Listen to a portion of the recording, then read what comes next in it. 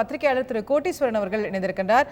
திரு கோட்டீஸ்வரன் வணக்கம். இந்த மீட்டிங்கோட முக்கியமான அஜெண்டாவாக பிரதமர் எதை முன்வைப்பார்னு எதிர்பார்க்குறீங்க? இது வரைக்கும் ஒரு இடத்துல பல விஷயங்களை பற்றி பேசியிருக்கிறாரு. இங்கே இருக்கக்கூடிய மாநில அரசை கடுமையாக விமர்சித்து பேசியிருக்கிறாரு.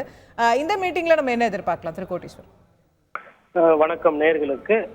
இந்த மீட்டிங் மக்களை விட பாரத பிரதமர் மோடி அவர்களுக்கு இது ரொம்ப குரூஷியலான ஒரு மீட்டிங். தென்னிந்தியாவுக்கு அதிகமான ஒரு கவனத்தையும் ஒரு முக்கியத்துவத்தையும் கொடுக்கறத நம்ம சமீப காலமா பார்க்க முடியுது. அதற்கு இந்த மாறி மாறி கன்னியாகுமரி வராரு, ஐயா திருநெல்வேலி வராரு, பொள்ளாச்சிக்கு போறாங்க, சென்னைக்கு வராங்க.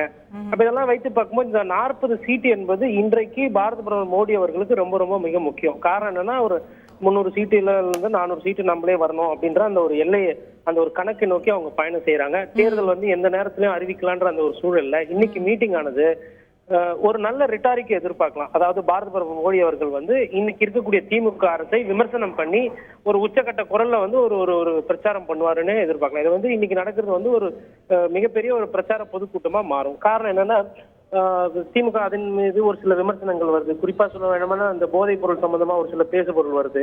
இந்த சைடு பாத்தீங்கன்னா எலக்டோரல் பாண்ட் பத்தி எல்லாம் இருக்கு. அப்போ என்ன ஆகும்னா, இந்த சைடு எதிர்கட்சியில இருக்கிறவங்க ஸ்டேட் பேங்க் எலக்டோரல் பாண்ட் இதை பத்தி பேசுவாங்க.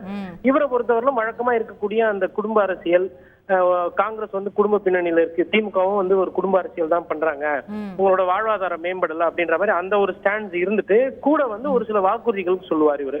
அதாவது நாங்க இதுக்கு பிறகு இப்ப நான் இங்க கன்னியாகுமரியில இருந்து பேசுறேன், கன்னியாகுமரிக்கு சார்ந்த எதனா ஒரு விஷயம் இல்ல ஒரு சில அறிவிப்புகள் இல்ல தமிழகத்துக்கு சேர்ந்ததையும் நம்ம எதிர்பார்க்கலாம். இன்னைக்கு ஸ்பீச் கண்டிப்பா லாஸ்ட் ஒரு வீக்கு முன்னாடி பேசின ஸ்பீச்சை விட இது கண்டிப்பா பிரதமரோட ஸ்பீச் கொஞ்சம் தாக்கம் ஜாஸ்தியாக இருக்கும். ஒண்ணு.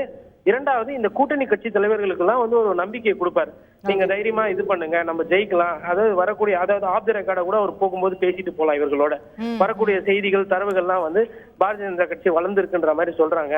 அதனால தேர்தல் வேலையை நல்லா பண்ணுங்க. அதாவது ஒரு சைடு மக்கள் கிட்ட ஒரு பிரச்சார யுக்தி, அதாவது பெருசாக எதிர்கட்சிகள் எதுவுமே செய்யல, எதிர்கட்சிகளுக்கு எதுவுமே இல்ல அப்படின்ற மாதிரி அந்த ஒரு பேசுபொருளை வைத்துவிட்டு கூட்டணி தலைவர்களுக்கு ஒரு நம்பிக்கையை சொல்லிட்டு கண்டிப்பா நம்ம ஜெயிக்கிறோம், நீங்க தைரியமா ஆடுங்க, தைரியமா பிரச்சாரம் பண்ணுங்க அப்படின்ற மாதிரி ஒரு உத்தரவாதத்தையும் அவங்க கிட்ட சொல்லிட்டு போவார். செய்திகளை உடனுக்குடன் தெரிந்து கொள்ள உடனே சப்ஸ்கிரைப் பண்ணுங்க.